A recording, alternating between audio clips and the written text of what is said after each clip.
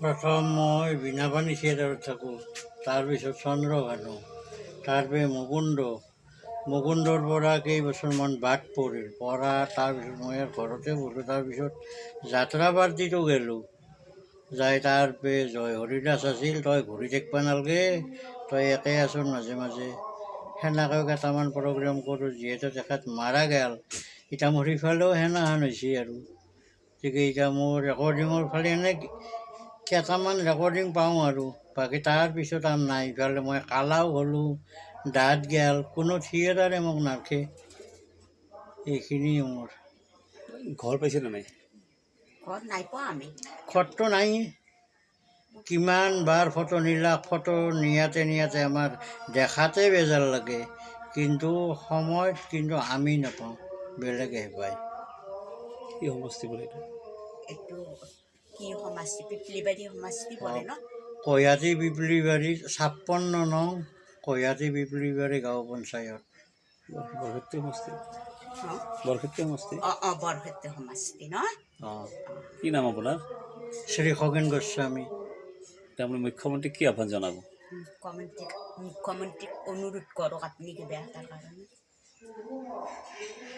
মুখ্যমন্ত্ৰী মহোদয়, মোক অলপ আপুনি সহায় কৰক, কাৰণ মোৰ পৰিয়ালটো কেনেকৈ চলি আছে আপুনি বোধহয় নাজানে।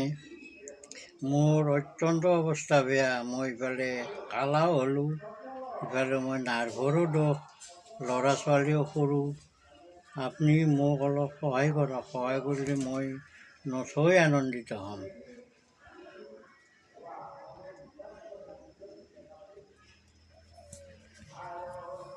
খগেন গোস্বামী চৰকাৰী বস্তু একোৱে পোৱা নাই এতিয়ালৈকে।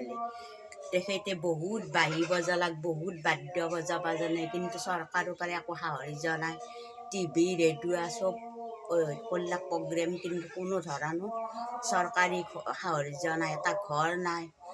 আমি কোনো ধৰণৰ চৰকাৰী বস্তু পোৱাই নাই, খালি মই যি অৰুণোদয়টো পালোঁ, আৰু একোৱেই নাই আমাৰ ফালৰ পৰাই। এতিয়া এটা পাকা ঘৰ নাই, থাকিবৰ ঘৰেই নাই। এতিয়া ভূমিকম্প হ'লে ভয়ে লাগে পৰি যায় বুলি, ঘৰটো অৱস্থাই নোহোৱা হৈছে। ল'ৰা ছোৱালীও সৰু, আজি কৰিব পৰা হোৱা নাই এতিয়ালৈকে।